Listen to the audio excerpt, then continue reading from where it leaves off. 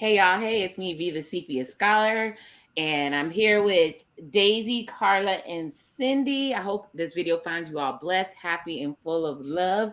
And as my intro says, we are here for reactions, reviews, and grown-up conversations. And today we're talking about The Girl with the Dragon Tattoo. I forgot who suggested it. Who suggested this book? Well, we said we were going to do like a crime novel this time, and that was me. Okay. Karla.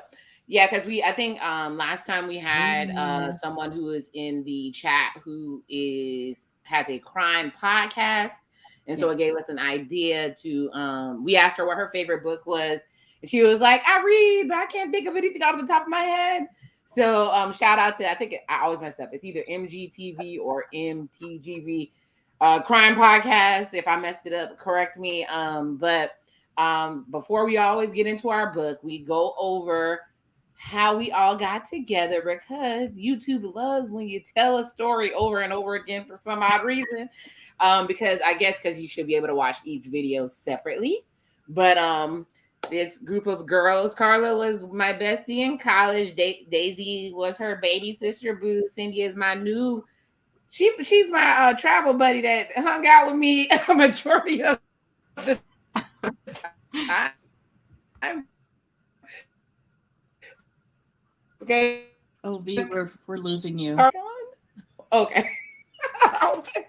It did something weird on the screen. You all disappeared. I didn't know what happened. Okay, so the live is gonna act funny today, but that's how you know you're on live This is live. Things happen, so we're gonna roll with it. Either way, we went on a trip to Hawaii. We loved it, and we were having a good time turning up. But the other part of it was that we talked about books. We talked about a lot of stuff, but we realized we all enjoy books. We're all STEM ladies, and we decided to read a book together. And it was super crazy because the first book we picked, we said, let's pick the worst, something that was picked as the worst book. And we read Small Town Big Magic. Yes. And it was terrible. But we had a good time reviewing it. Like I said, I'm pretty sure the author is going to one day just show up and act up with us. So we read that, and then we said, let's keep doing this because we have a good time. So we've done The Henna Artist, Better Than I Know Myself, The Martian, and now we're on Girl with a Dragon Tattoo. Did I miss any? Yep. I don't think so. Okay, we've done all of those. So I love interacting and basically learning about books with you guys. So let's go ahead and get into it. Some books that I probably would have never touched, not because they're not good. I believe this one had a movie and it looked kind of weird. So I never went down that path. But now that I've been reading it, it has two movies. It has one a Swedish movie and it has an American movie. So I actually learned a lot of history about this book, reading it and researching in order to produce the show. And I had a really good time. One of the things I learned was that the actual title of the book is Men Who Hate Women. So that was interesting to learn in Swedish. And they changed the title because that probably wouldn't have went over well in America in the publishing world. And when I think about the girl with the dragon tattoo, I pretty much see this lady. That's what I see. But this is the second time she's made an appearance. I can see it. That's what I saw. I think this is the second time she's made an appearance. Yeah, I love to see, I mean, she's one of my favorites. And as I was watching this movie, I'm like, this movie, I mean, the book is written in such a style that it spoke to me only because it's kind of my writing style too. The level of detail was insane. Sometimes it was too much detail, but the level of detail was insane. And I'm sitting here like trying to figure out the mystery of the story. But they're talking about the color of the couch. I'm like, okay, so it was like, what? Did I miss something? So let me read the summary like I usually do, and then we'll go ahead and get through this. But while I'm doing that, when I'm grabbing the summary, each of you can introduce yourselves and tell a little snippet about what you do, about yourself, whatever you want us to know. Deysi, you can go first. Hello, I'm Deysi. I am the youngest of the group. Way to rub that Definitely in. by like a year and a half or two. Like it's not even that bad.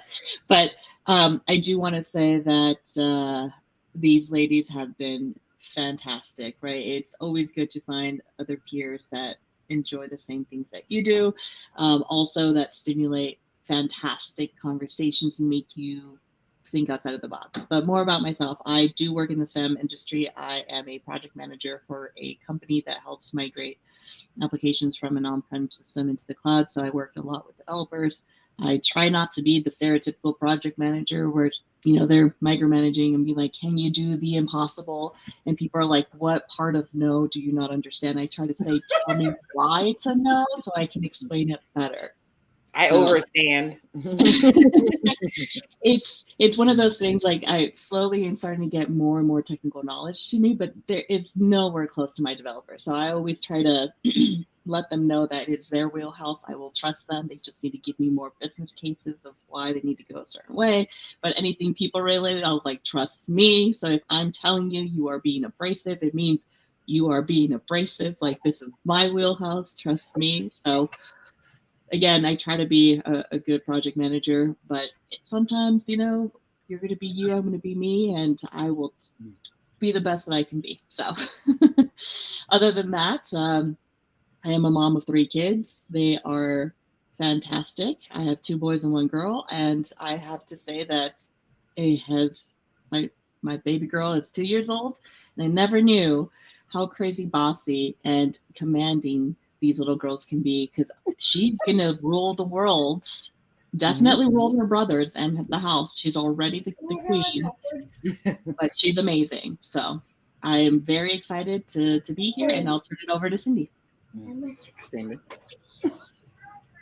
Hi, I'm the friend. I somehow attached myself to Karla, and she hasn't been able to get rid of me. So I was so happy to be here. Let's see a little bit about me. I am a mom of 2. I am in the power energy industry. Work for a local utility here in Phoenix. Let's see, engineer. I'm an electrical engineer by trade. And my little boy, who's as tall as me at this point, has decided he wants to go into engineering. So yay! I raised him right. Onto Karla, did I miss something?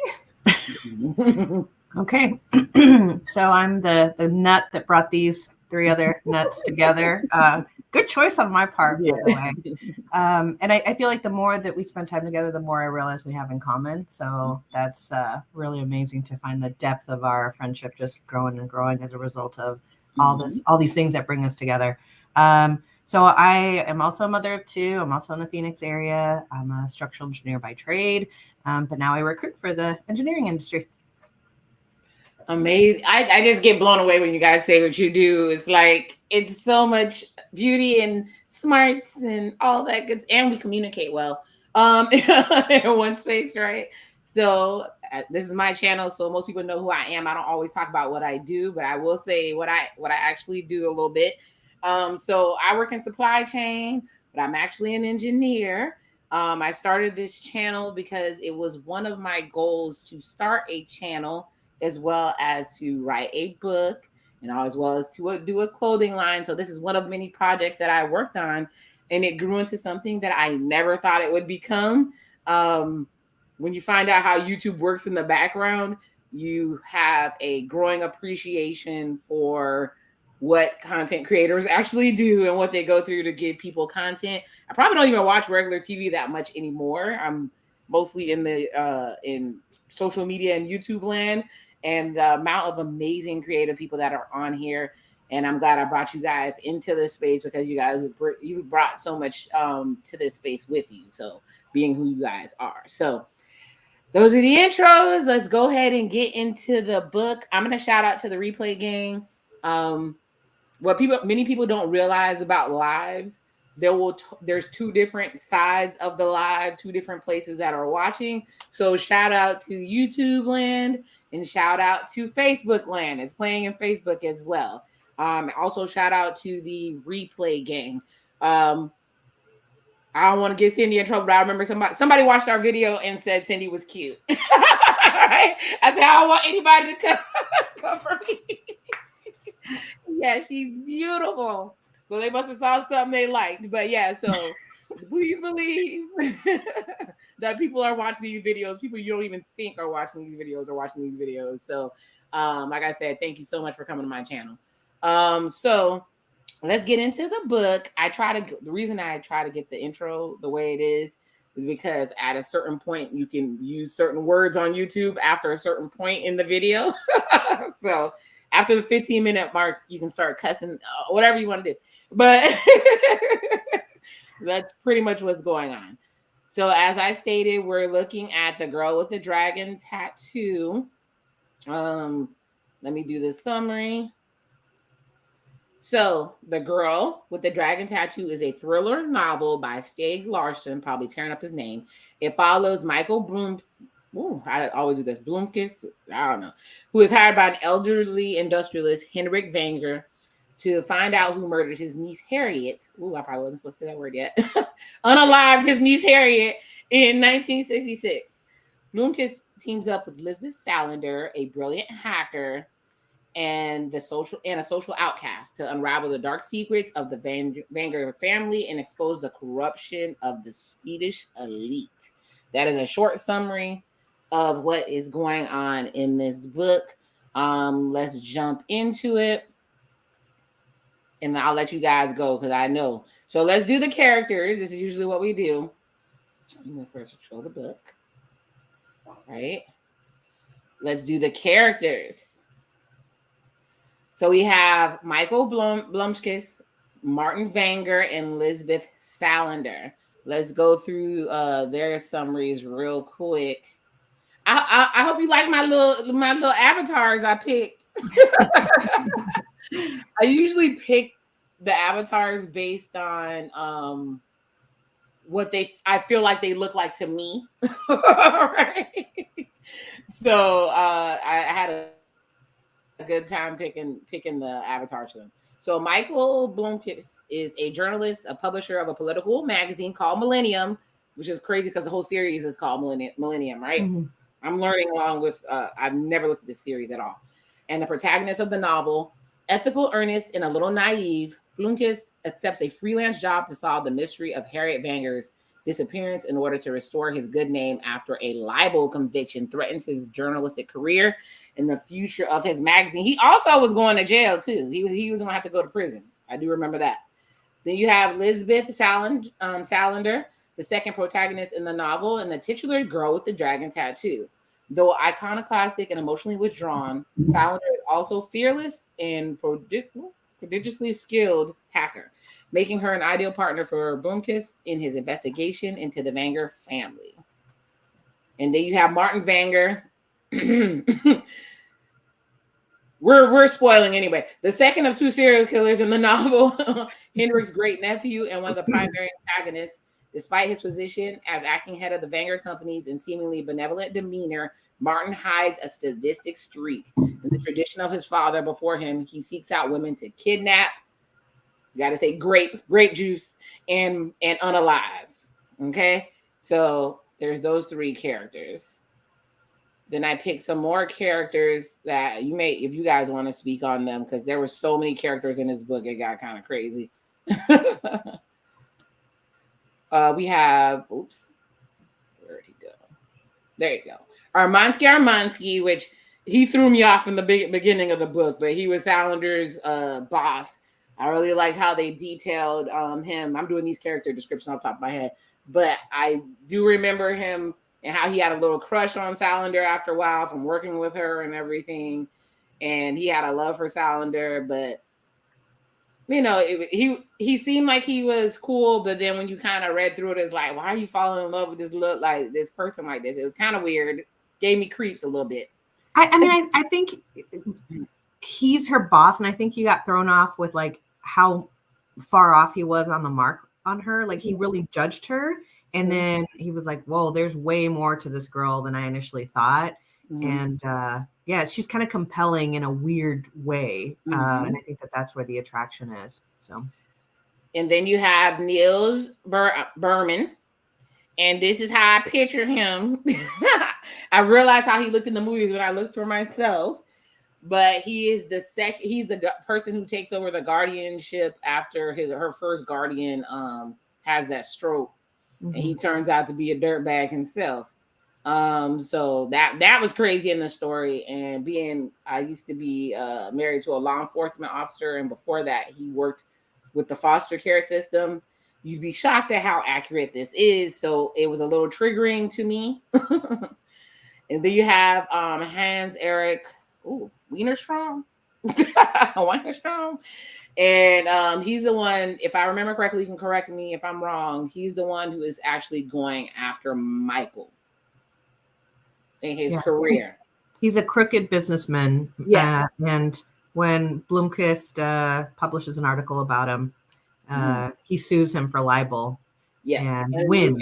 Yeah, he wins, and so that's why he has to. His career is ruined, and he might have to go to prison for libel. Michael. Oh, he does. Yeah. He goes to prison. Yeah, I'm thinking of the beginning of the story. Yeah, so he's like, I probably got to go to prison. I probably got to do this, and the magazine's gonna go down, and all that good stuff. So let's talk about the plot. Let me see. Karla, since you suggested this book, do a quick summary of the plot, more detailed than what I just did. I could have did a full detailed thing, but I was like, let one of you guys take control of that. But Karla, you want to? Sure. So essentially, the reason that these characters kind of come to bear, I mean, on the one side, you've got the Wenger family. On another side, you've got Michael Blomkvist and Wienerstrom. And then on the other side, you've got Armansky and Silander. And the reason they all converge is because there's this mystery, this 30-year-old mystery in the Wenger family where this niece basically goes missing when she's like 16 years old. And all this time has gone by. And in the process of the libel suit, Michael Blomkvist's career is kind of, trending downward, and he's about to implode. And the Wenger family is like, oh, we should hire him. We think we can trust him. And they can trust him because Elizabeth has run a very detailed background check on Blomkvist. And so they hire Blomkvist to do this investigation on what really happened. It's like the last attempt to figure out what happened to Harriet. And Salander gets rewrapped into the whole thing when Blomkvist says, hey, I really need a researcher to help me. And they're like, oh, we know this great one. She ran your background check. And he was like, what? And so once he reviews his own background check done by this Lisbeth Salander, he was like, oh, she's fantastic. Yeah, I'd love to have her. So then, everything kind of converges there. And Lisbeth and Mikael go through this process of investigating what really happened 30 years ago. Although the investigation had been very thorough for years on end, they uncover new evidence that leads them to figure out not just what happened to Harriet, but this very sinister, basically, mass murdering and, serial killer activity that had been happening in the Wenger Corporation for decades by, as Liz stated earlier, 2 different people. So, yeah. All right. So with Karla giving us a summary, Deysi, what'd you think about the plot? Did you enjoy the plot?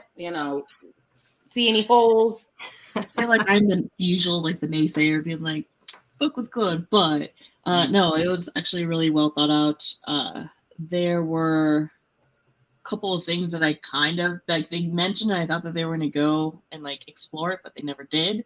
They always talk about how Mikael was set up in the initial trial. I'm just like, did someone actually really just feed him information? How perfect was it for him to just get all these little grains of a story and then eventually get sued for libel? But yeah, I think it was really, really good. I do want to shudder at some other major topics, right? They talk about religion, they talk about extreme loyalty or loyalism. that can cause you to be like violent and cruel, right? They even talk about like Nazis, and you're just like, oh my god, like there is this, and I think this is where your description of Miguel being naive really comes to like he's digging, he's just like, oh, how bad can it really be? And he's like, oh my god, and he's like, it feels like he's digging through like sewage, and he's just feeling, yes, yes, exactly. It is, and it's very like similar to Law and Order, how they like sometimes like almost like get caught up in their own like investigations, and the serial killers are like right there, and you're just like, oh my god. But it was like you said, right? There's a little things that are too close for comfort. My significant other is also in law enforcement, and just me like dropping little nuggets of the book was really triggering him, and he was just like, I can't even talk to you. He's like, because that's my real life. Like I have that. It affects them. Yep. And I'm just like, oh, like you're right. I'll stop talking. But yeah, I really enjoyed this one, mostly because, and we'll talk more about it, but there are sometimes I'm not petty as a human being, but I'm absolutely petty in my fictional thoughts. Like, oh, I would do this. Like, would I ever have the courage? No. But yes. Yes. And yeah, there were some retributions that were had in this book that made me feel much more comfortable about the topic that was being discussed. Cindy? So I finished this book a while ago, so I'm slowly starting the story, slowly starting to come back. But at the beginning, wasn't there like someone that Mikhail was talking to who said he was going to be like this anonymous source or something like that, and that's what caused him to write the story about? There's more to it, and I think there's more to it, and they go into it in book 2. Okay. But essentially, he does have a story, and his friend is the anonymous source. And then I think they basically turn him off from the real story and feed him a fake story, which he buys with Len and Sinker, publishes that. And then he gets nailed. See, there was like a spy within the company to like rearrange and like falsify documents. Yeah. Right. Okay. So that answering that one piece. So we're talking about the plot. I thought the plot was very well thought out. There were a couple of things that I really wanted them to discuss. I really wanted the author to come back to that he really didn't. There for a while, I was like, oh, I've solved it. I know who did it. And I was definitely wrong. It was, that the end was a little twist. I didn't feel like the ending was extremely satisfying. But overall, I think the story was very well written. The plot was really, really good. I'm not married to someone who is in law enforcement, so I'm not sure about those like triggering aspects to the story. But I do think that they were detailed enough to the point that I was just like, I'm a little uncomfortable right now. But overall, I thought the book was good. Ending maybe a little bit different, just more satisfying ending. But I thought overall it was pretty good. So let's get into, now that we talked about the plot, let's get into the story arc and development, because we're smart ladies. We got to discuss every aspect. Do you think that did you enjoy the story arc? Did you enjoy the character development, where people went? And if there's a story arc that you enjoyed the most, kind of tied to the next questions I'm going to ask, but if there's a story arc you enjoyed the most, elaborate on that. I'm going to have Karla go first. That is a good question. I actually did like the character development. I mean, I typically don't care about character development a whole lot when I read a book. I'm very plot driven. But I did see Lisbeth's progression, right? On the one hand, she had her initial, what's the title of the guy that helps her? It's not mentor. The Guardian? The Guardian, thank you. Yeah. So she has this initial Guardian that develops, all this trust with her. And then, like that completely changes, right? Like 180. Then he gets a complete bastard that's, helping her. But on the ones, and then she's got like all this baggage from her upbringing, and like she finds it really difficult to trust people, and and yet Mikael really earns her trust in that process. So I really like how Salander develops, and I was constantly impressed with her. Like I really don't believe that in the concept of like grown people, adults being victims, right? Like I feel like we are only a victim for as long as we allow people to victimize us. And, I think it takes a lot of courage to break out of these cycles. And Lisbeth was not a victim. I mean, people did horrible things to her, and she turned around and found her strength and was like, you are not getting away with this.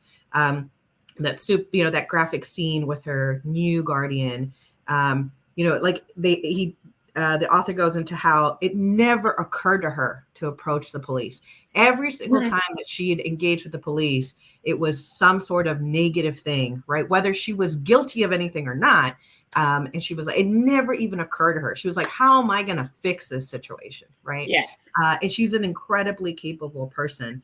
I also thought it was kind of interesting, because I listened to it early when we decided on the book. And then I just recently, about a week ago, started listening to it again. And really, they have the answer to what happens throughout the whole thing. And it's the women in the book who are like, it probably happened like this. And then a guy would be like, no, it's not. Yeah, I'm down. No, right. Yeah. And Mikael was pretty stuck on where to go next. And then his daughter came to visit, right? Like all these men had seen the names of the women and the subsequent numbers and gone like, is this phone numbers? Are they friends? Like who? No one had solved it. And his daughter, his like teenage daughter, in the span of like no time is like, oh Dad, like, why are you looking at these super sad texts in the Bible? And I think about how twisted it was, how, I say this a lot, what humans have done to other humans in the name of God, in the name of religion, in the name of the Bible is horrendous. I mean, our history there is really bleak. And so, and here we were again. And I think I told you all this before, but Stieg Larsson witnessed a rape when he was 15 years old, and he didn't step in to try to help the woman. The girl's name was Lisbeth, actually. So that's why he decides to call this protagonist here Lisbeth. And, he actually approaches Lisbeth in real life. And, like a couple of days later, and he was like, he like apologizes and tries to get her forgiveness. And she was like, I will not forgive you. You could have stepped in and helped and you didn't, and he carried that for a long time as a journalist. And then he wrote these, 3 books, and then dies of a sudden heart attack in his 50s. So he dies really, really young. And the books were not published until he was already gone. He'd already submitted them to a publisher, and then he dies, and then they, publish them after his death. So overall, like, I can't say whether I would want my son of 15 years old, if he ever witnesses a crime, to step in, like as a result of like he could be hurt, or who knows what the situation is. Like I don't know that he would have had to have found his peace in the world with that. But like I feel like this was a great step for him to try to shine a light on the crime on women in Sweden, because at one time that he shares, like about 1 in 2 women in Sweden have been victimized by a man. They've been sexually assaulted or something like that. That is really a huge percentage, And so, I feel like this was kind of his path to redemption a little bit, to just shine this light on these horrible things happening to women in Sweden. Well, that was a lot, and it got some cogs. No, that was good. No, in a good way. It got some cogs going in my head, because there's a big discussion in the Black community right now about when men are supposed to protect when they see things. And I've been, when I was a sociology minor, so I do remember studying the bystander syndrome and all that, but they kind of took it somewhere else or whatever. And when do you step in? When what is calling someone enough? And it happened, and it came up because a lady, unfortunately, we don't know if it's real or not because you don't know what to believe on social media, but it said she was outside and a man asked her for her number and she said no, and he hit her in the face with a brick. So, and there was a bunch of dudes around. And when she turned and looked, and she was like, why didn't you guys help me or whatever? The response was kind of crazy. But so I'm glad. Well, I guess he got a little bit of redemption by having these stories go worldwide and give more of an understanding from the other side. Of course, we're gonna do victim, right, in quotes, and the fact that, you know, you're a victim. It's how you handle it, right? How you go through. This is a fictional story, and this victim was allowed to get her vengeance. Not everybody is, right? So like it was so many sides to that story or whatever. So no, that was really good. And you know what? Sorry, and maybe I should caveat the whole victim,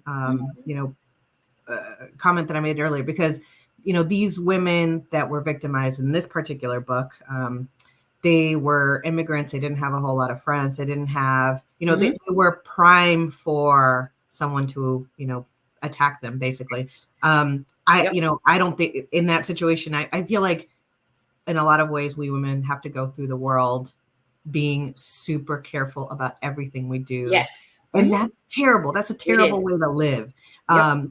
And so anyway, you know, clearly. No, that was a good point. Yeah, no, that was a good point, because that lady too, she lives in Houston, but I believe they may say that she's still here on a student visa, which is the reason she didn't go and report to the authorities. So there's a whole thing, but yeah, so this hit home for me.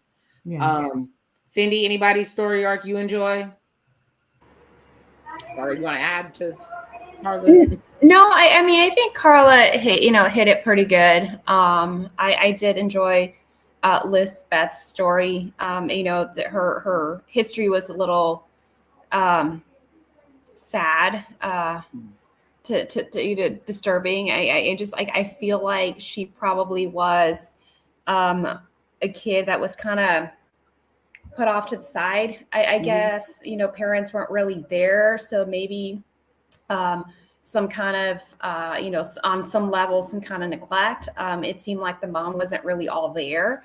But I really enjoyed the fact that she's like, she took care of herself. And she knew what she needed to do to move forward, and she knew how to get it. So I definitely enjoy that about her. I think one of the other characters that I just genius. I think it was Anita and Harriet. The way that, you know, their bond, they work their bond to be able to assist Harriet to come out of this bad situation. And, you know, it turned out good for both of them. And, you know, it just really explains afterwards, after everything is kind of like laid out, really explains one of the reasons why Anita just would not come back to Sweden. So I enjoyed both of them. I thought they were really, really good characters. Deysi? I would agree, right? Elizabeth is fantastic. She was, I think, even at some point in time, institutionalized, right? Because people just couldn't really understand her. Even at some point in time, right, Miguel was just like, oh, she's probably has Asperger's, right? Like, she's like high functioning on the spectrum, where she doesn't have that emotional connection, right? She just couldn't understand why people were picking on her in school. And all she could understand was survival. Like, stop picking on me, and I'm going to beat you with some kind of inanimate object. At that point in time was like, I think it was like a bat. So all she knew, right, is if you hurt me, I will hurt you back, so that you never hurt me again. And it's ideal, right? Sometimes when you think about this, like, how do you protect yourself not only physically but emotionally? Because she goes through a lot of emotional trauma as well. But I do have to agree with you, Karla. Like, I feel like we grew up in a sweet spot within the environment, right, where you could go out to a nightclub, right, as a female and still kind of feel kind of safe. But now, if you think about it, right, even some of the other books that I read, like, there are like physical tropes inside of it that says, do not go to the bathroom by yourself, because on the way back you could get assaulted by a man. Like, that was not really a thing. Like, you should not be scared to use the facilities at any establishment, right? As a female. But this is why females go in a group. Yes. I'm saying that we have to change our social upbringing to keep ourselves from becoming victims, right? And a lot of the times you hear a lot of people being like, well, she was asking for it because she did it. It's like, why would her actions put her in a situation where she has to justify her own safety? So yeah, it's just interesting, right, to look at it in a different point of view, where you said the original book title, right, was Men That Hate Women. And sometimes if you hear, even sometimes like mass shooter events, right, they're like, oh, well, he became very upset because he wanted to go out with a female and she rejected him. Like, I'm sick of that, to be honest with you. I don't mean to interrupt you, but I'm sick. Yeah, I'm rejection. Like, I don't even get angry. I'm sick. Like, even the dudes who turn out, who treat women bad and dog them out, like in just regular relationship wise, they have this freaking villain story, right? Origin story, and how little Becky Sue in 3rd grade turned them down, and now it justifies them being a horrendous person at 55. Like, everyone, like, really? Yeah. Going back to Lisbeth. Going back to Lisbeth, when she was in school, she's like, why won't these people leave me alone? And she's like, there are these, there will always be these guys, almost always guys, that just can't leave well enough alone, right? They can't see someone else living life a little different than them and just leave them to live their life, right? They got to mess with you. And she's like, they won't understand to just leave it. She's like, she just wanted to be left alone. That's all she wanted, right? And there was always someone who was there messing with her, couldn't accept her for what she wanted to do with her own life. And I feel bad saying this because I do not necessarily condone this in any kind of parenthood, but we have conversations with our sons, right? Like you said, right, in the Black community, like, when is it appropriate to step in? Well, obviously there's bullying anytime, any grade. Like, sometimes people just are outcasts, like, right from the start. So there's plenty of times with my oldest son, even my middle son, right, would get into trouble because they would get caught hitting back, type of thing. And I'm just like, look, I understand. I'm like, go tell a teacher. I'm like, but if I hear that, one, you are a bully and you're the one causing someone else's pain, I was like, God's gonna have to save you. Like, the wrath of the parent is going to be waiting for you at home. And I'm like, 2, if someone is bullying your brother or someone is bullying someone that is weaker and you do not step up for them, we're going to have a conversation. But if you get in trouble because you're fighting back for them, I'm like, I might have to go pick you up, be like, I'm going to ride for you. Yeah. And then I'm going to take you out for ice cream. Like, it is one of those things. Like, one of his good friends was getting bullied at, like, 1st grade. Like, someone was just not being nice to him. And he was a smaller kid. My kid is enormous for his age. And I was just like, you better protect him. Like, the moment, because I was good friends with his mom. I'm like, that little boy is struggling. That little boy wants, like, you're his only friend right now. And I understand that, like, you might feel like the burden. I'm like, but just understand that, like, I would want to make sure that you know that you have the right to defend yourself and defend the people that you love. Yeah. And it's, again, everyone to whom known, because I know that some people don't condone violence in any shape or form, but if violence is being already done, like, you better protect yourself and protect the ones that you love as best you can. Even my husband, who we talked about it, right, is in the law enforcement. He was saying that I think in the state that we currently live in Arizona, it is actually even legal to unalive someone in protection of someone being raped. So that was an interesting fact. And I was just like, oh, I did not know that. Like, that was one of the things. But it's not like go out and do that. I'm just saying, hey, like, if you need to protect yourself, like, and it causes an accident and that person becomes unalive, like, that is still considered self-defense, at least in this state, where they could, not necessarily be prosecuted, right? Like, worst thing scenario, like, you're getting raped, accidents happen, and then you go to jail for unalive. Like, that would be so awful.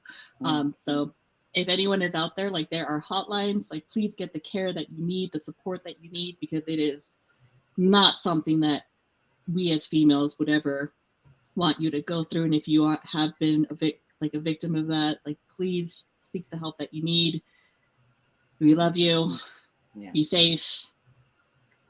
Yeah, yes. My ex-husband explained it to me, and he's a man. He explained it to me this way. He said that somebody getting raped is equivalent to unaliving somebody, but they're still walking around. You killed their soul.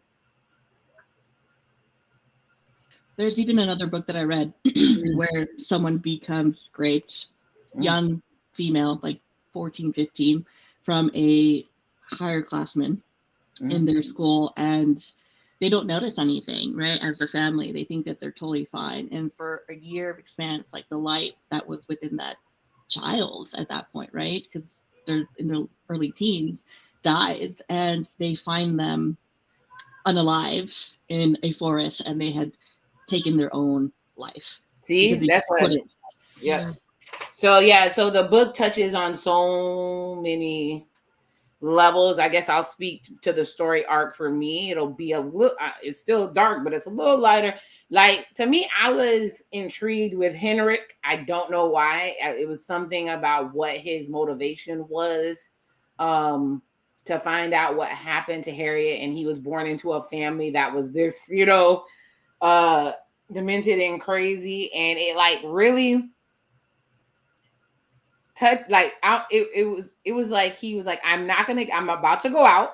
I'm old. I'm about to go out. I'm donating everything to, what was it? The Humane Society or whatever it was he was donating most of the money to. He was giving some money to some other people, but he said, I'm gonna spend this money to see what happened to Harriet. And then he also had something else he was dangling in front. And me, if I was Michael, I'd have been sitting there like, I'm already doing it anyway. So the amount of money that he was offering, like, sweeten the pot. But all jokes aside, like, he seemed so cunning and so smart in the way he was kind of manipulating the situation to at least get the outcome he was looking for. So I was intrigued with him. Of course, I was intrigued with Elizabeth because, like I told you, I know about the background of people in the foster care system, guardianship. Her being a woman and being different caused her mental state to be questioned. That's happened over time. Remember, they call people witches. Different ways they were going to shun you for being different. The way that she was smart enough to, the guardian, the original guardian, how he had enough sense to kind of allow her to grow and handle her own money and get a job because he knew something was not really wrong with her, like in that way at least, right? And how he worked to get the trust. He said, I won't take her guardianship unless she trusts me, because he saw something in her. Yep. But unfortunately, somebody had to see something in her. Each time, if you pay attention, the characters had to see something in her to allow her to be the best her that she was and to utilize her talent to move the plot forward, right? So there was a lot of characters, I think, that grew. Of course, Mikhail or Michael, he grew for me, he kind of seemed defeated to me a little bit in the beginning of the story because, I would be defeated too if I got convicted of something, but he was trying to protect Erica, trying to protect the magazine. He seemed kind of selfless, but as the story was going along, and as you said, the women were pointing out, hey, dummy, look at this. It seemed to be growing him as a person too, towards the end. And I honestly believe that's why there kind of turned out to be a little bit of romance between them. Because when you spend that much time with somebody and you're both aiding each other to see different points of views and everything, even though they didn't end up together, spoiler alert, right? He was with his situationship. I got a kick out of that, Karla, by the way, the little situationship that was in there. It was so mature. It was so mature. It was a very mature situationship. We've known each other for forever. We can't stay away. I was just like, that is progressive. That is, I was like, AF. Yeah, it was like, okay, all right, whatever. So, but so I saw a lot of different character development that I enjoyed, and something about the book, maybe because I like mysteries, but the book was so smart. Mm-hmm. it wasn't boring because it was smart. There was a lot of details, but it was smart. That's the only way I could. So I really enjoyed it. So let's move along to, speaking of characters, you know what we always do. Who's your favorite character? And we'll have Cindy go first. I knew you were gonna pick me. Mm-hmm. I was like, who is my favorite? I don't know if I have a favorite character. I mean, I know who I didn't like. I think that was pretty easy. So we talked about Lisbeth. I think her. She was pretty good, a really good character. Who was the grandfather? Deysi just said his name. B, you also say his name. Henrik. Yeah, he was clever. Mm-hmm. And like kind of a trickster too, because V, you mentioned that he was dangling some other information to Mikhail for him to be. It was the I have some dish that can help with your libel suit with the that guy who Vangerstrom.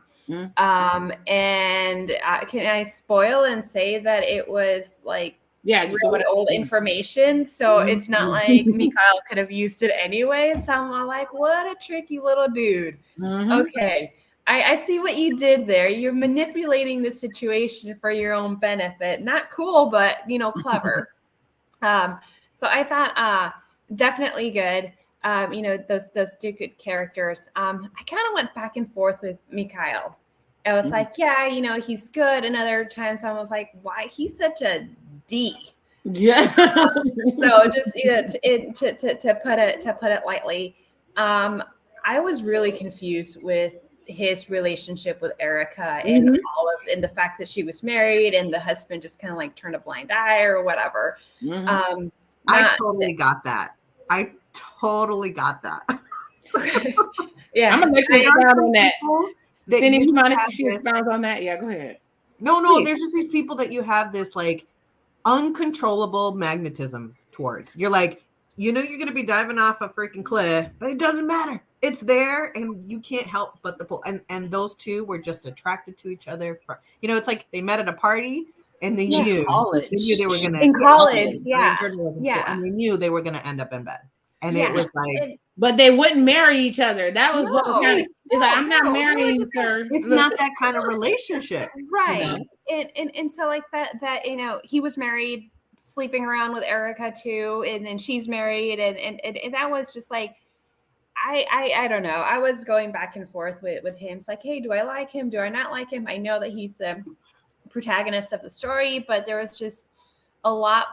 It was strange. I wasn't necessarily a fan of Mikhail the way that I was of like Lisbeth and some of the other female characters. Although there were some that I was just like that's just, they're horrible people.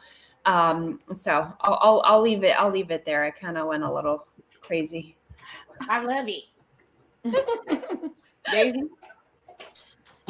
Yeah, favorite character is definitely Elizabeth, right? She, like I mentioned, my petty fictional self loved how she got even. I mean, even with her second guardian, right? She made it so that he could never feel proud of taking off his clothes. And it was so satisfying that she got him so good. Also, the vindictiveness that she had at the end of the book to justify the other person, right? Again, spoilers, right? Don't want to do too many spoilers, but she does a fantastic acting to make sure that the bad people don't get away. And it was so controlled and conniving that I just loved every second of reading that piece. I love the description of her getting dressed. Something about the description of her getting dressed and getting sexy to go to the place. I said, yes. This is horrible and awesome all at the same time. She specifically targeted all the men because she knew that she would be able to get away with it if she acted a certain way, which each man, whether it was ditzy or super good, right? Like she was able to get exactly what she needed. She even had an alibi, right? Like the other person that she uses from the bar of the hotel to like, it was just amazing how again she goes from surviving, right, being a victim to where she is. Also her relationship, I agree with Cindy, the relationship that she has with Miguel is super weird because he has no emotional connection, it seems, to sex or women, right? He has 3 different partners throughout the course of the book. Of the book, yeah. And that's just the book. And he has some really passionate moments, right, with Elizabeth, that she starts questioning her own feelings, right? That's the first time this ever happened to her because someone respects her, treats her the way that they should. And I don't think Miguel really like earns her trust. He just doesn't. One, he's very intelligent, right? So he's just like, oh, he's not dumb. Check. And then he never really questions her or tries to like mentor her or parent her, right? Or like judge her, which is insane, right? Like, he's not dumb and he doesn't judge me. Like, okay, that does my bucket. Well, that just goes to like how low her bar is, Yeah. how low our female bar is, right? The bar is in hell, y'all. The bar is in hell. I'm just putting it out there. It is. But there's also the point, right, that she is still like, he can never love me because I'm broken. He can never love me because I don't deserve love. And again, it is her putting herself out there and degrading herself. Like how many times, and we talk about this, Karla, you and I, about females going for jobs, right? I don't feel like I meet the criteria, so I'm not going to apply. Yes. Like, I have to meet 100% of the criteria for me to feel satisfied. And then sometimes, even though you get it, you still feel like an imposter. Like, should I really have gotten it? Is this really me? You guys are bringing the topics. I know for a fact that one is true because, like I said, I study things, I read up on things, and yes, they say a man could have 10% of the qualification. He's like, boom, I'll figure out the rest, and he will go apply, and it'll be all right. But women, we have to get perfect. She's fantastic, right? She considers herself one of the top hackers, so she has her skill set. She has all the confidence in the world, but herself as a human and whether or not she's lovable, like that's where like she's down. But overall, she's a fantastic female lead. Fantastic. Yep. So love her. Yep. Karla?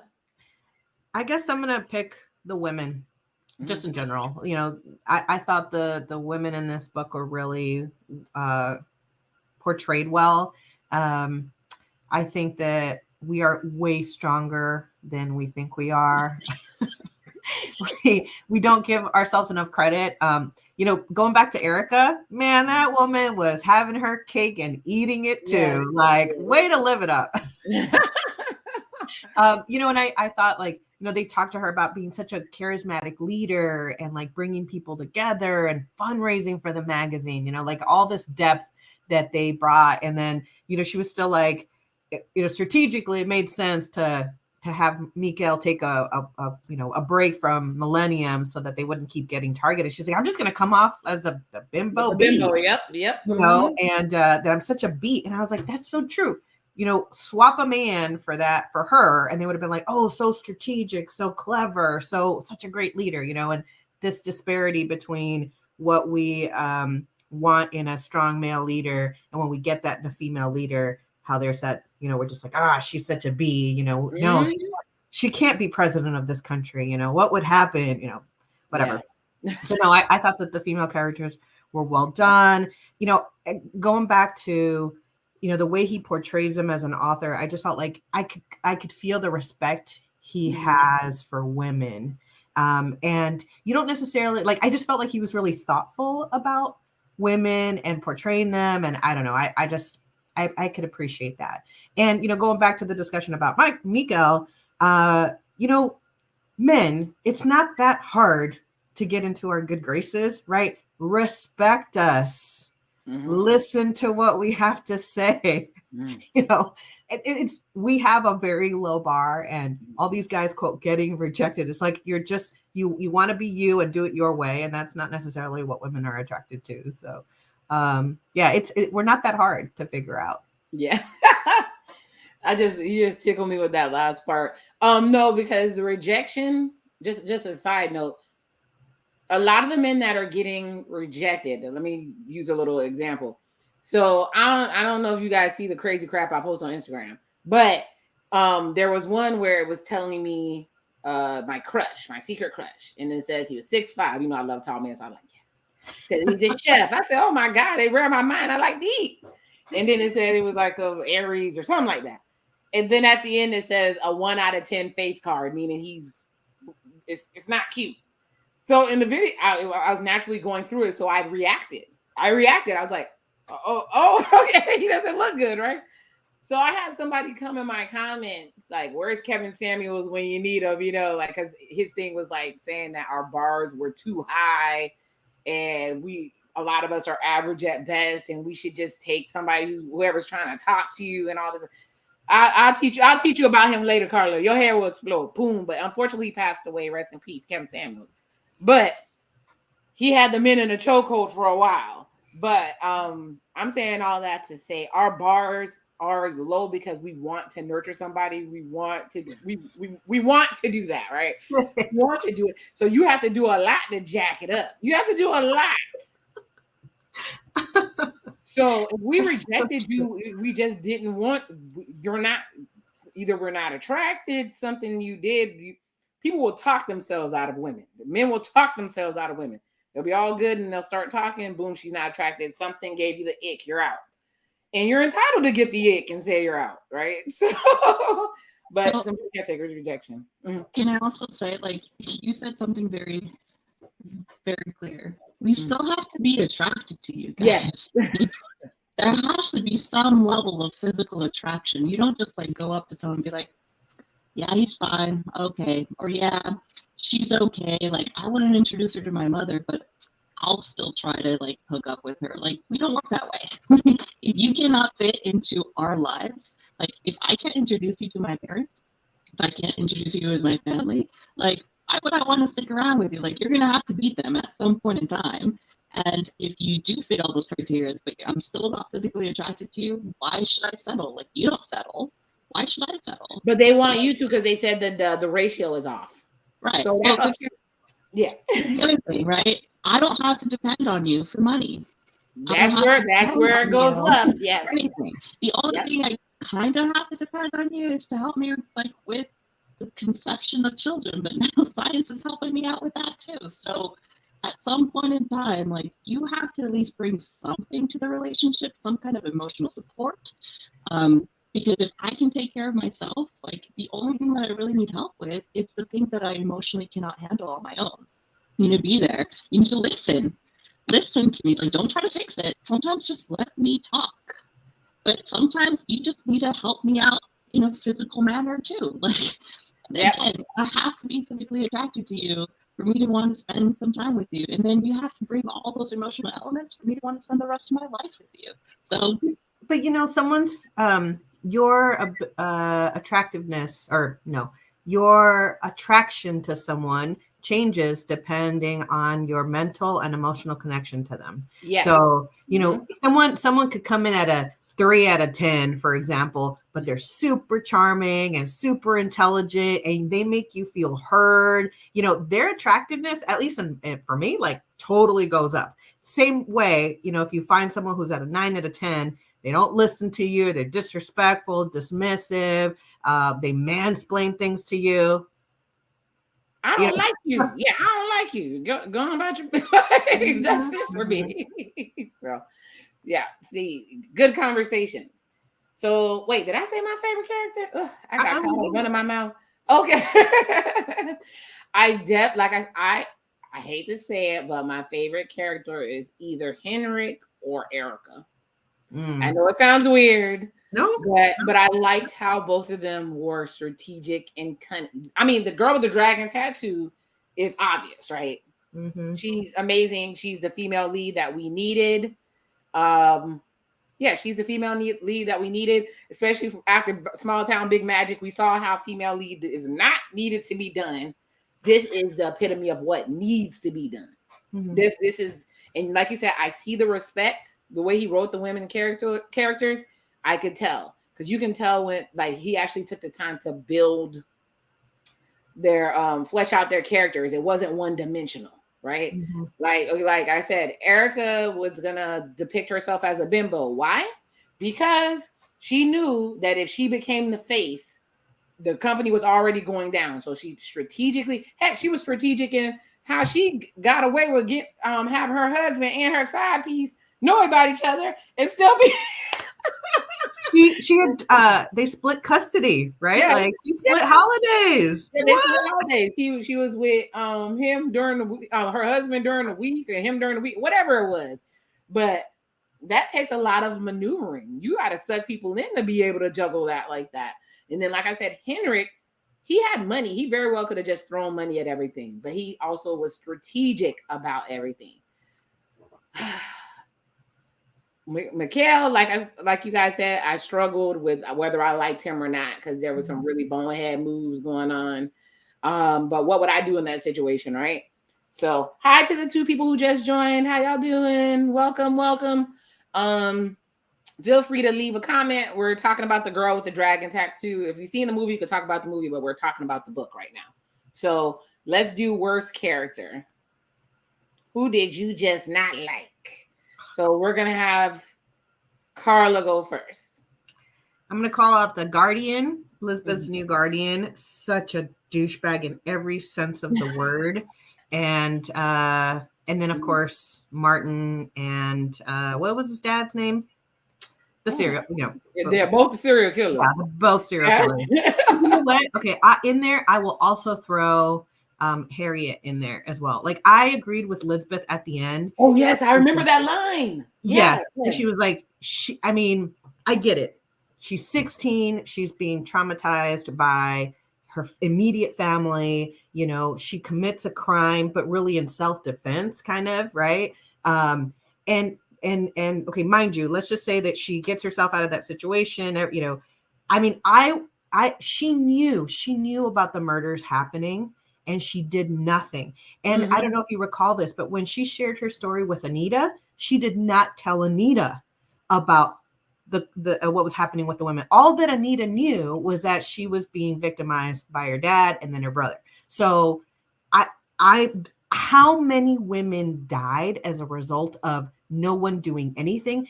And to boot, once this is all said and done, it was buried. They buried it all. Yeah, they hid it. To protect the Wenger name, to protect the corporation, to protect Henrik, to protect all the thousands of families in Sweden that depend on this corporation. I was about No. Okay, so you got me triggered a little bit too. When I heard that part, I totally get what you're saying, all that good stuff. But then I thought about it. There's a lot of corporations and a lot of people with generational wealth, and their parents or family did some really, really, really jacked up things. And we're walking around using their products, whatever the heck we're doing with their stuff, right? When you work for a factory or wherever you work at, especially if it's a main industry in that town, unfortunately, whoever's running it and is the face of it affects you. I'm going to use Bill Cosby. I'm not going to say whether I think he's guilty or not, any of that crap. I'm going to use Bill Cosby. When Bill Cosby went down, a lot of people don't realize is they stopped showing the Cosby Show and a lot of the good shows that he made in response to that. So the people who were on the show who didn't have anything to do with it lost their residual income.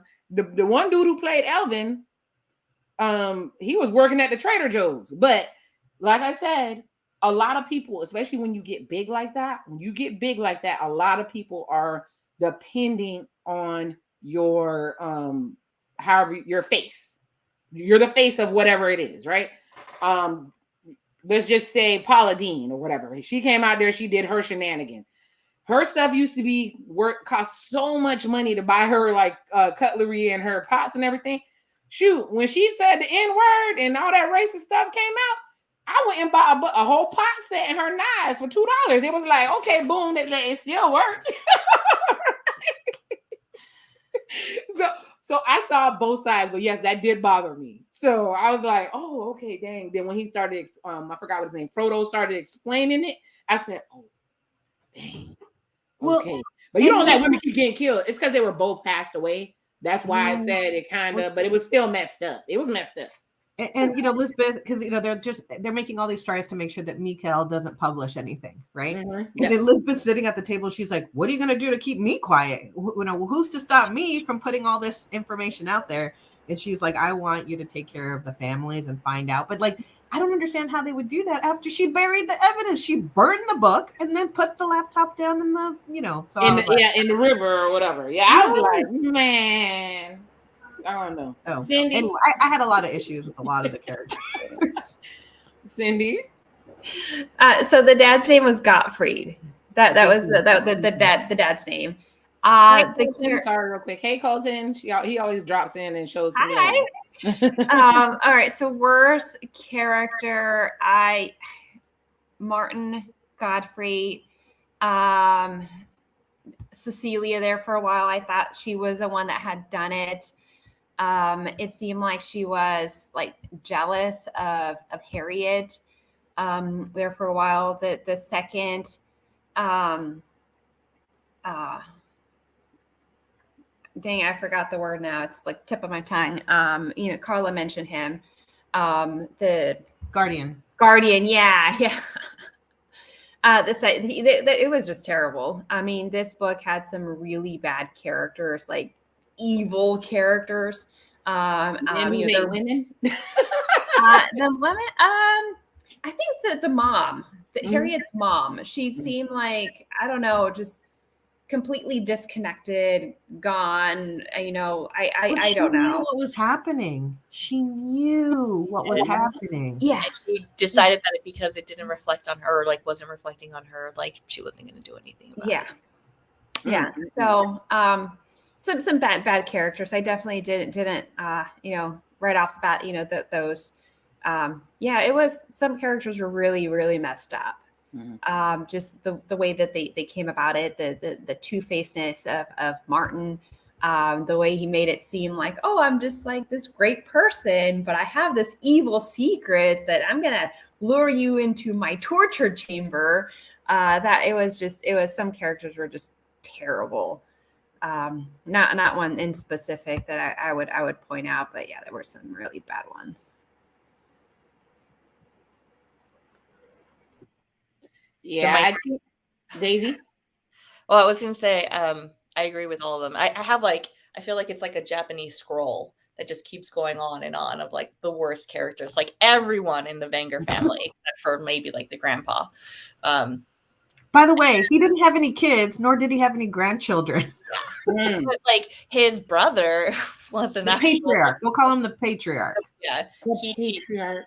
Like his brothers were all like Nazis from Poland who all believed that they were supporting Hitler at that point in time, right? There was the whole story of him going to his friends, right, that had the daughter with Germany. Germany, with a half Jew, right? And then he had to smuggle her out so that she wasn't like killed and all this like horrible. And they fell in love and they got married. Yeah. Not them falling in love, Karla. What's that? I said not them falling in love. But yeah, that whole family is crazy. Like there's only like little snippets of people who weren't crazy, and I agree that mom, like no ma'am. No, ma'am, you do not just let your children be victimized and let that go. Like that, no. You'd be surprised at the amount of moms. Yeah, I was just gonna say that you'd be surprised at the amount of moms just turn a blind eye if the dad or a cousin or whoever is doing some kind of abuse, or like I'm just pretend like I don't see anything. So you'd be surprised of how many moms actually do that.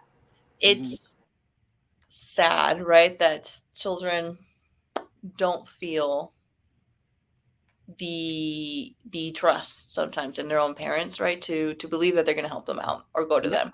And sometimes a little, even like some of the police officers that were like, one just randomly attacked Elizabeth because there was that protest, and she was like, what the hell, and like hits him back, right? So there were a lot, and I don't want to say they're bad characters, right, because it sounds like these characters were crafted badly. They're not. They're bad human beings. Agreed. Yes. That makes them into just bad people. So characters were crafted beautifully to make you hate them. And it's like when an actor who's like a really nice person goes and like does an evil character, and then you resonate and you hate that person so bad because they're doing such a good job acting. Yes. Yeah, that's how I feel with a lot of the characters. But like I mentioned, it's like a freaking Japanese scroll that just goes on and on of all the different characters that they mention. So real quick for fun before I answer, some of the characters that plays it so well, at least in the a lot of the Black movies I see, like Danny Glover as Mr. If you've never seen The Color Purple, is like the most horrendous. If you've never seen The Color Purple, please go watch it. It's a classic. Who else? There's a bunch of characters, even when you see them, you're like, oh, Selena, the lady that played Yolanda Saldivar. I saw her in another movie for this Christmas, and I'm like, man, and she looked just like the lady too. I said, oh my God. So yeah, so when a good character, a good villain is written, it is definitely worth it, right? So who did I think was the worst? I mean, Martin Vanger, of course. I mean, he also had his little Scooby-Doo moment as I was reading the book, and when he was explaining, because he just knew that Mikhail was going to pass away, I'm like, this is so... Their monologue. Right? I would have gotten Scooby-Doo moment. That's awesome. Did you feel they're like, they take off the mask and like, they're like, I would have gotten away with it. Wasn't for you meddling kids. That's literally what it was giving. I was like, dude, this is not...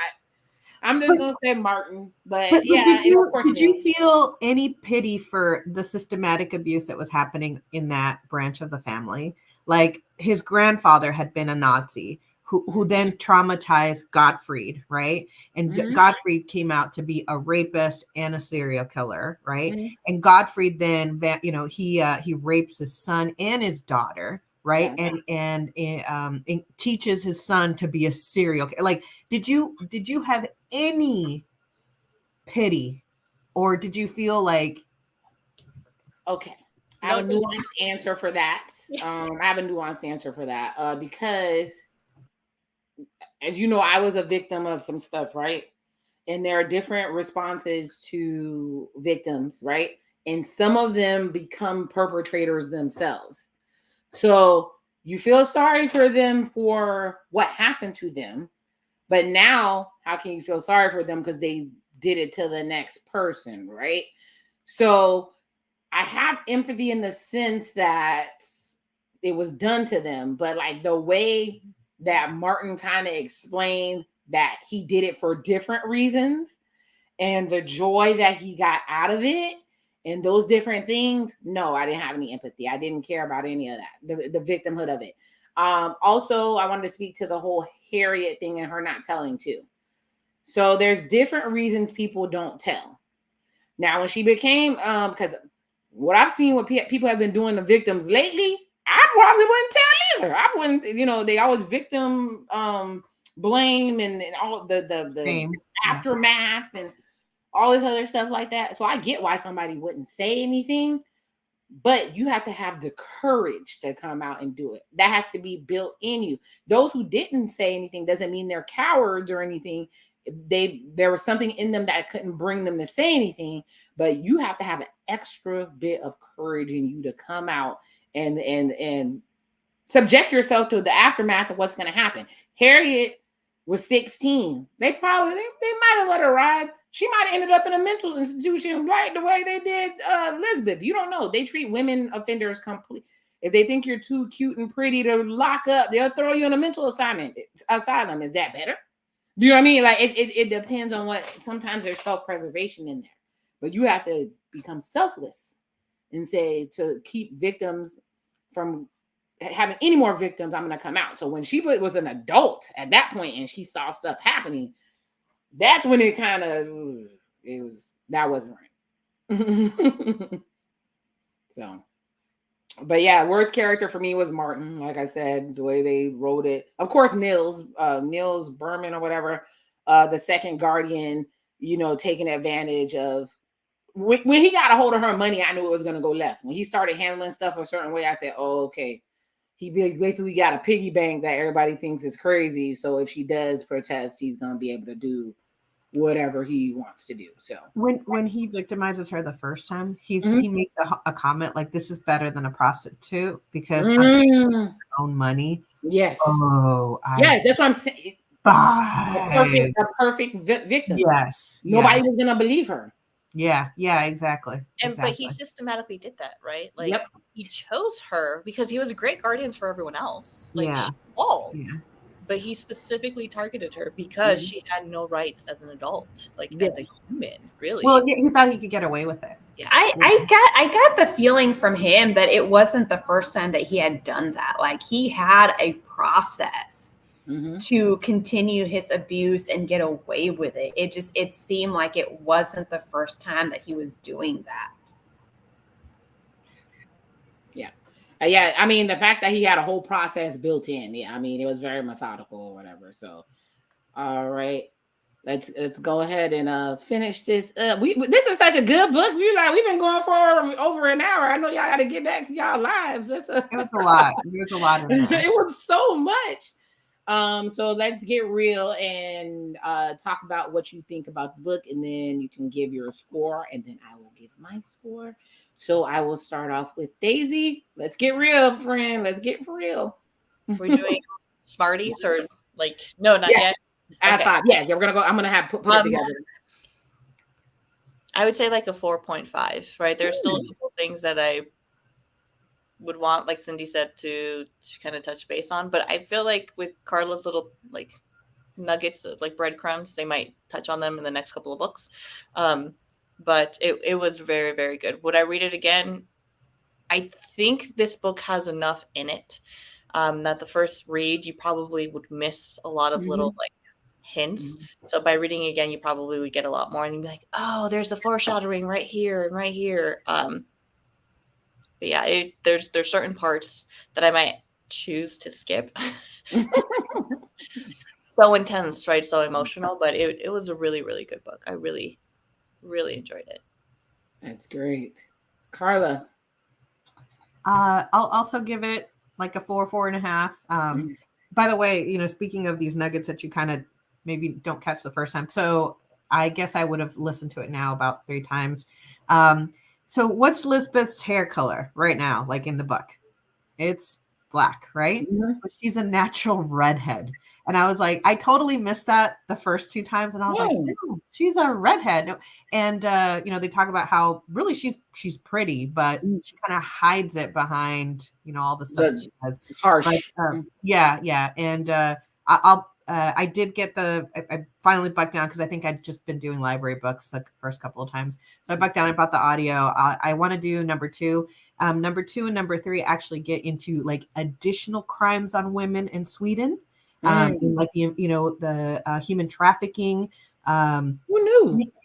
What's that? I said, who knew?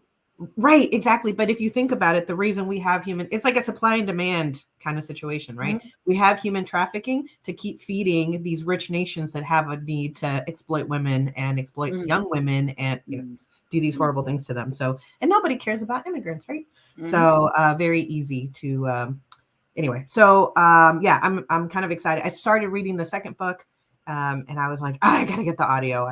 It goes so much faster when I have the audio.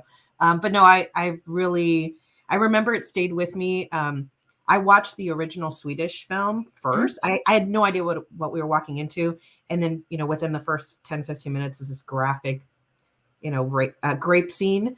And I was sitting there with my mother-in-law and I was like, oh my, I think she walked out of the movie theater.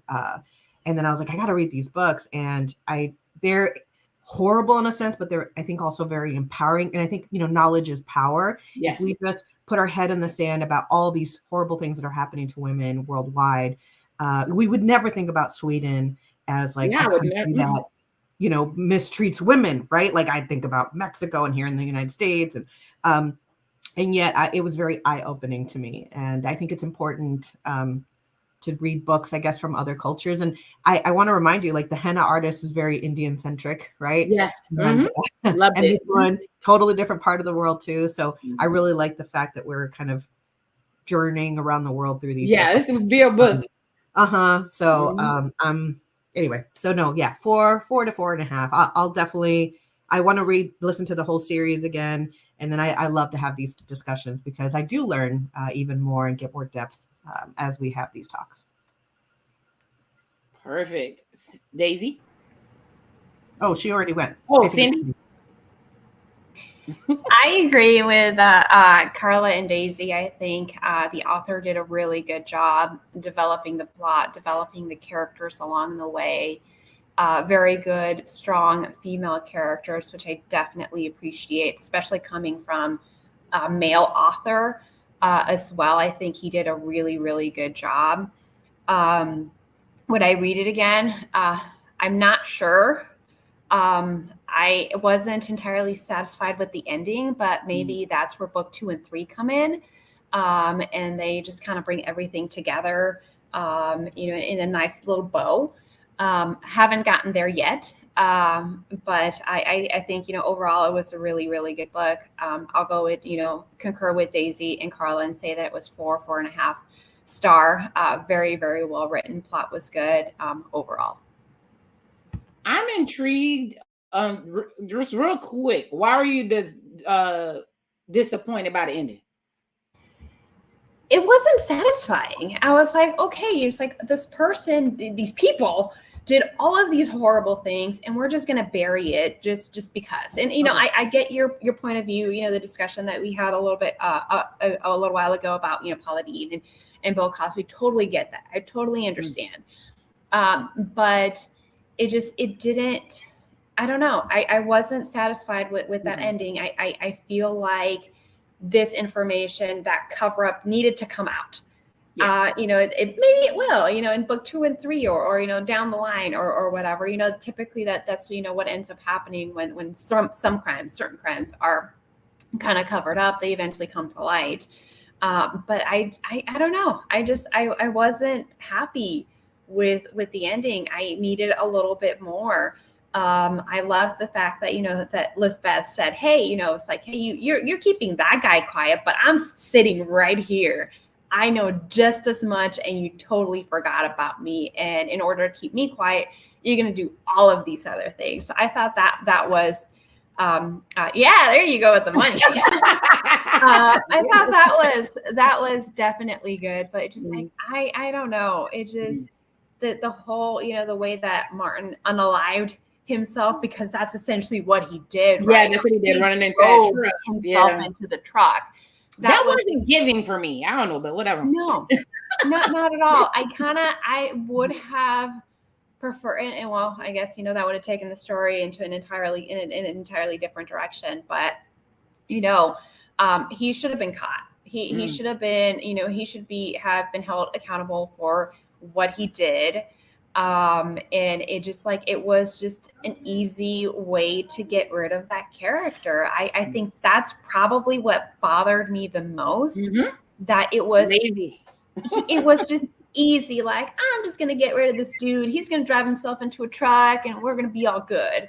But again, had that not happened, I don't think that Harriet would have been brought back into the picture.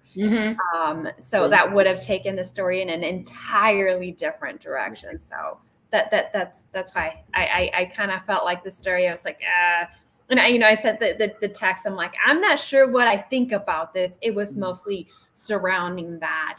He did so many bad things, and he was not, held responsible for what he did. That was mostly it for me. I mean, that's what I wanted. I wanted to get real about the story. I mean, I'll give my input on that. I totally agree with what you said, but you have to understand, in real life, a lot of people went to their grave with foolishness that they did that nobody will ever find out. So for us, it's not satisfying, right? It's not satisfying as the reader, but that's actually more realistic than the lady with the dragon tattoo getting everybody's money and tying everything up. Some people never see their children again. these ladies, or like you said, they call them throwaway people, which is a horrible way to say it in law enforcement. But the quote unquote throwaway people, immigrants that people don't care about, prostitutes, people whose family passed away a long time ago, they're the only one left, and people go after them because they're easy victims, right? So I felt the same way. As soon as he ran into that truck in there, I was like, oh, like I said, they did the Scooby Doo, and then he ran into a truck. I said, oh, okay, all right. I almost walked away then, but it was still a very intriguing story. So for me, I agree with you, Karla. I enjoy traveling the world via books. So that's what the irony that a Black man is known for reading and we weren't allowed to read always is not lost upon me. But I use reading to travel the world, and I never knew these things about Sweden. So, like I said, I really enjoyed the book. It was very smart. It was well written. They developed the characters very well. There's some really graphic scenes that they gave too much detail for, but because I'm detail oriented, I relished in it a little bit. But even me, I was like, there's a cup. Did I need to know what the throw pillow looked like and how the sun hit the corner and reflect? No, I didn't need to know all that. Let's get to the important part. It has amazing characters, especially Elizabeth. It touched on so many topics. We were able to speak to it for an hour and a half, and we probably could have still kept going.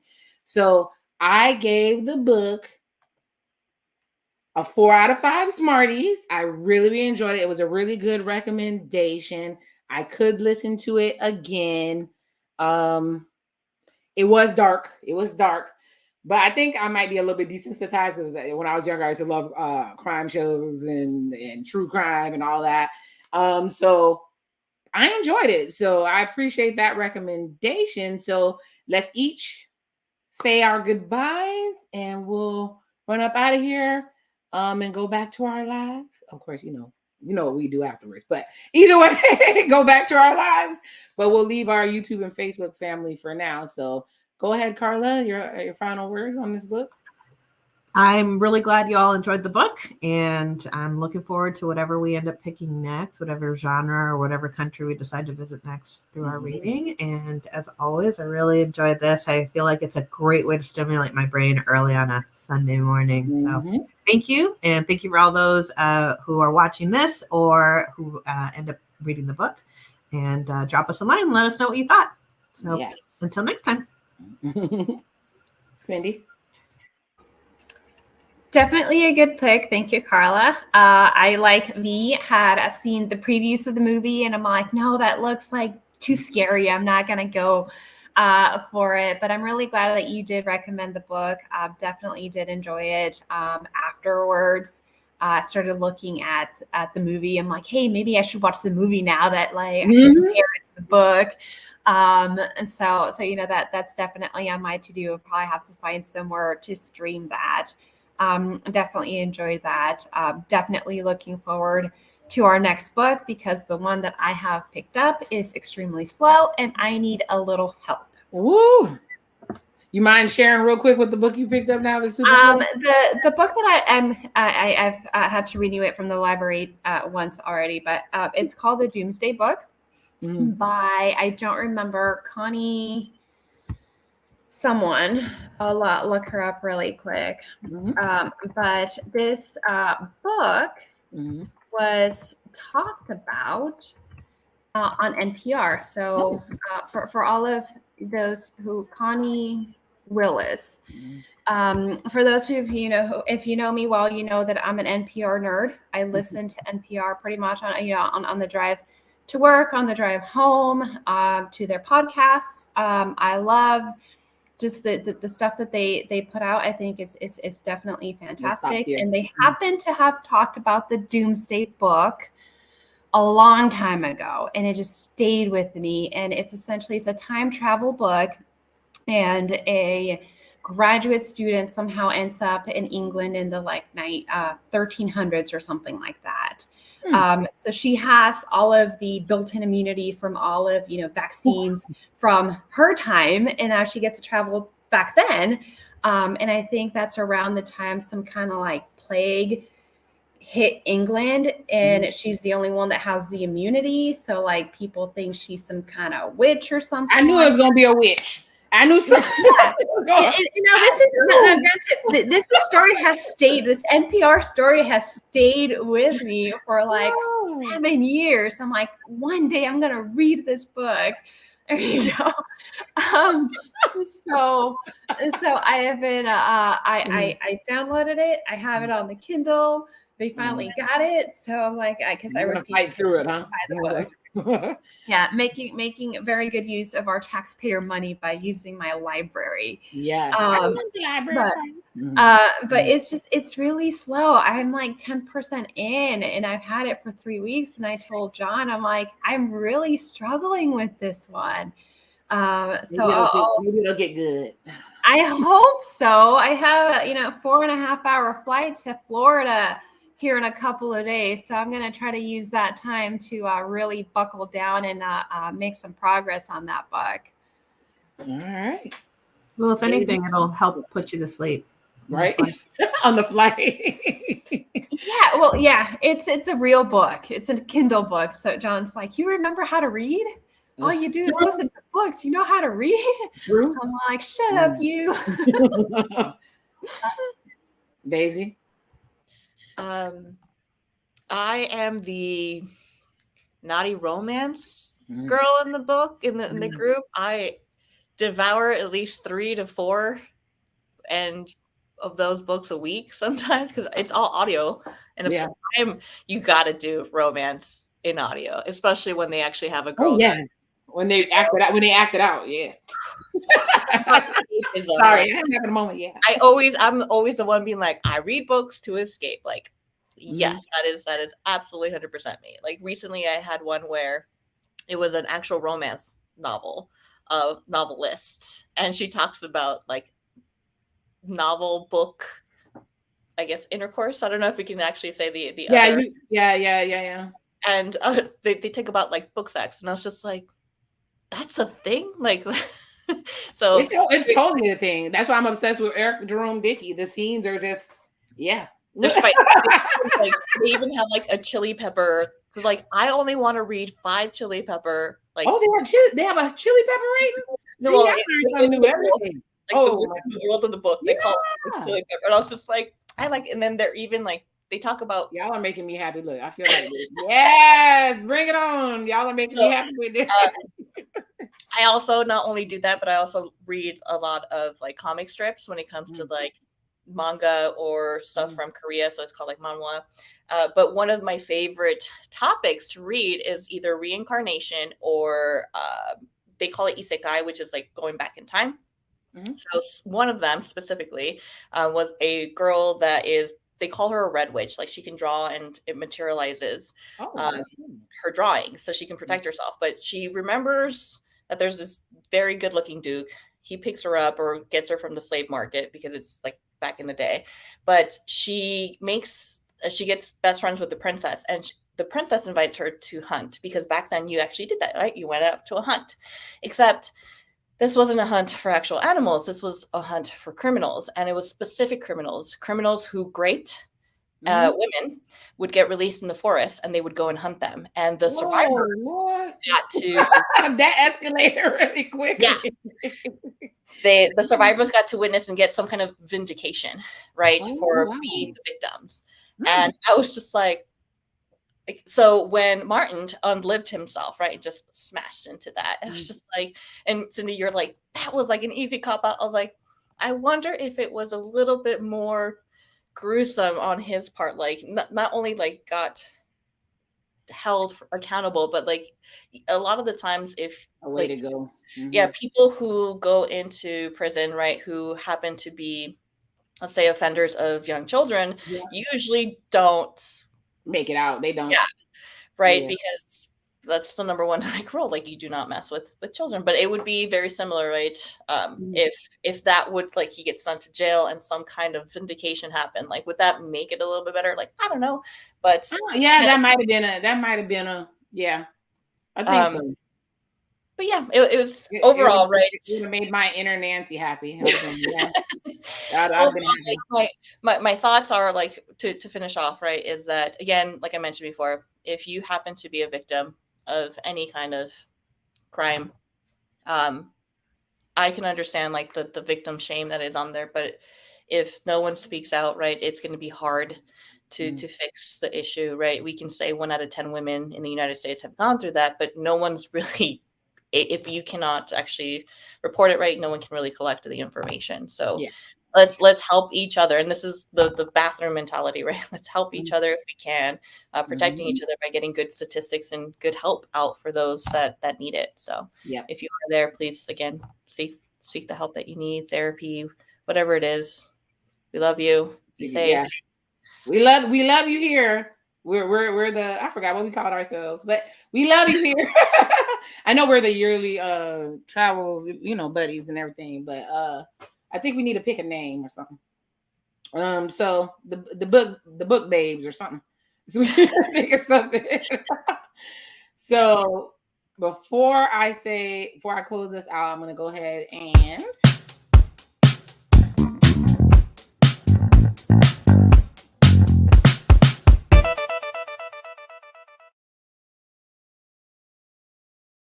ask you to like the video. If you're enjoying my content, especially with the ladies, because there's a playlist. Subscribe. My channel is kind of going in this direction because I do a lot of celebrity hot topics, but my heart is more on the nerdy side of things. When something really revs me up, that's when I jump out here and I'm like, I jump off the ledge. But this book was amazing. I enjoyed speaking about it with you all. It was a dark subject matter, but we handled it in a mature, beautiful way that respected the victims, but also looked at the other side, how things like this happen, how we can stop things like this from happening. I'm going to echo Daisy's word.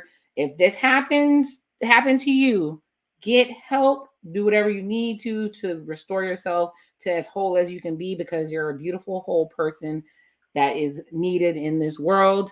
So make sure that you go get the help that you need. And if you need to stop protecting people that are doing these horrendous things to people. If you're one of those people, go internal and get the courage to go out. It doesn't matter if people turn against you, you'll know that you did the right thing. With that being said, love who loves you. May God bless you with everything that you need. And the Sepia and her travel buddies, book babes, are out.